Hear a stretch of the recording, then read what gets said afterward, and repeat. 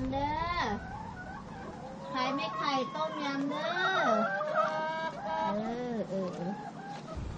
Morning guys, and welcome back to Lee and Toon's channel, to the most up-to-date updates of all our updates that we've done up to date. So we're going to kick things off quite quickly. I've had some problems with the GoPro SD card. Can't find my spare one. It keeps on glitching out, saying there's an error, but oh, you fucking numpty.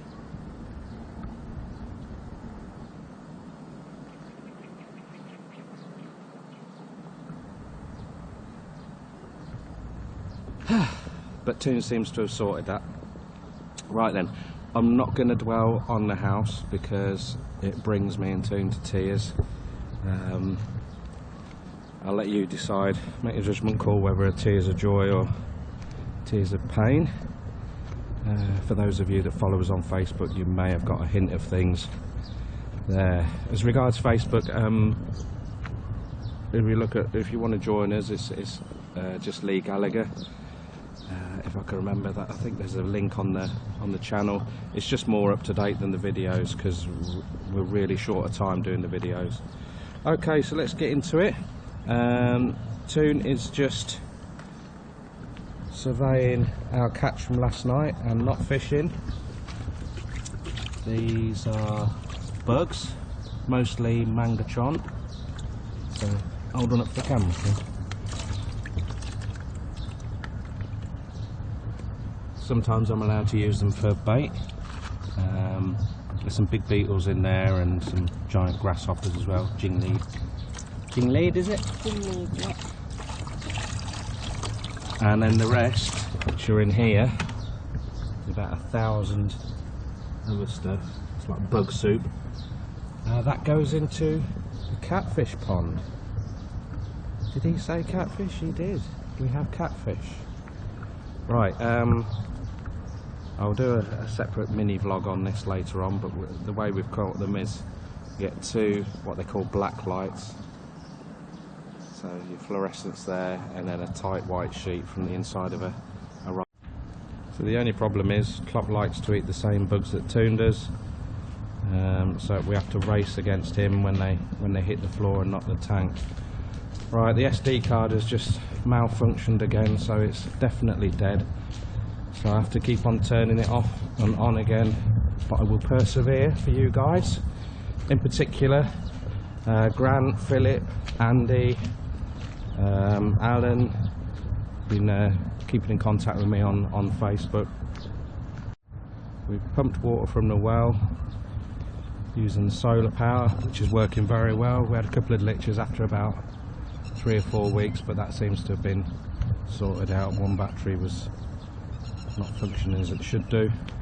Where else have we got the water? The rice farm behind the fenced pond up here. We pump from there as well. Epoxy machine keeps dropping out. The babies in here, we took the adult fish, the brood stock, from our 3 ponds back at the other house and put them in. It was a bit of a rush because we could see that they were ready for spawning. And this pond has got over 1,000 buduk in here, which is the common catfish, but it's a Malaysian catfish. They call them all buduk round here, but there's the Thai buduk, which is slightly smaller.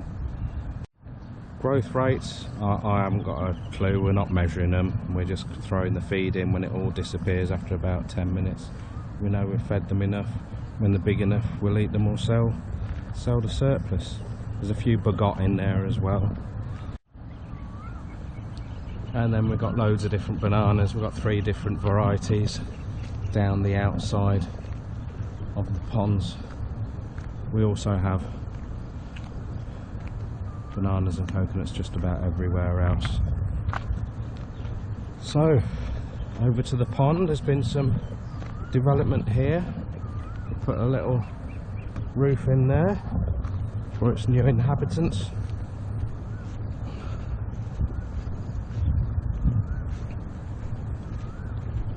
We've got these. Oh, about 3 weeks ago now. They are the biggest white chickens I've ever seen in my life.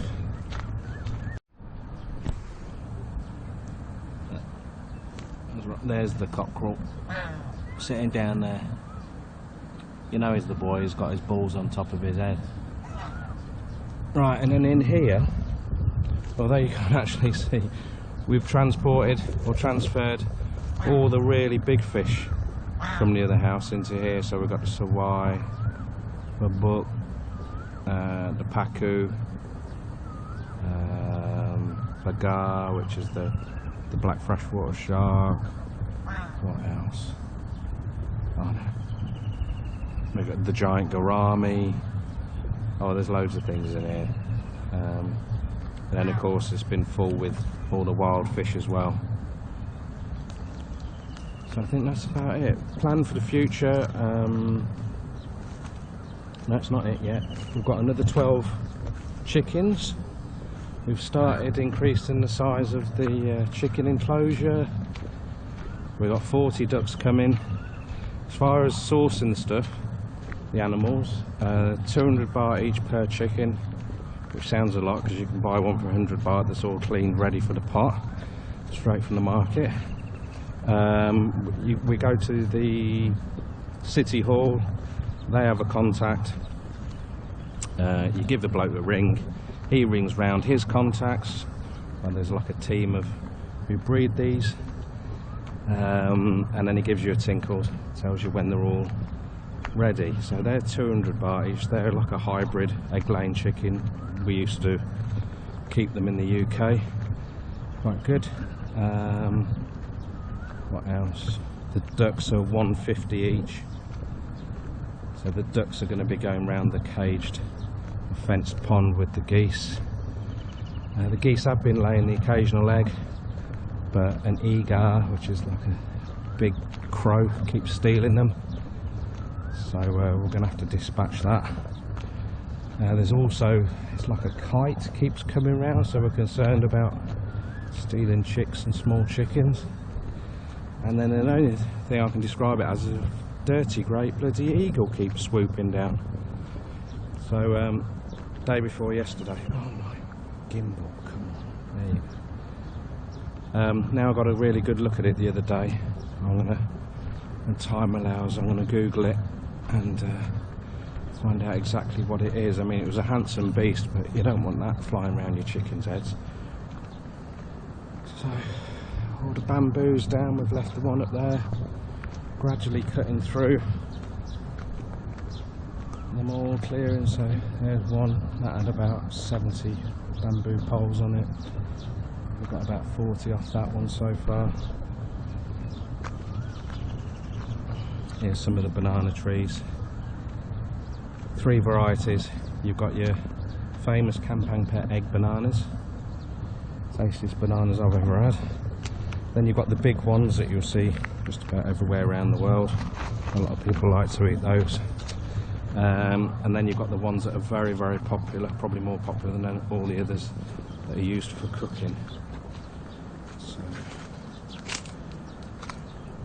we've spent a few days cutting our eucalyptus down the far end of the property for 1.3 metre posts to do the chicken enclosure. We'll finish that today. This thing, I mean, it all looks like a bloody gypsy site, but we'll get there. This is a borehole, and that goes down 28 metres. So we had that done a few weeks ago. I would have vlogged it, but just so busy.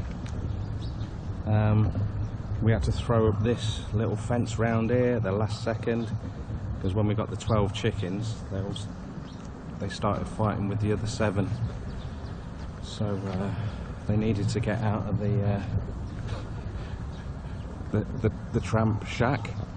The only things we bought for that were 4 posts. The roof came from the other house, the net came from the other house, whiteboard was left over off Kurt's, bamboo was from here, chicken wire was from the other house. So it's hardly cost anything, check it out. So the good thing about keeping chickens is you can keep chicken poo. Alright, so we've got a guy coming to give us a quote for some guttering. Some more heavy rains are coming, so I've got to go for now. Thanks for watching, guys. I know it was a bit of a blitz. So hopefully we can sort this SD card out and do a better vlog next time. Cheers, thanks for watching.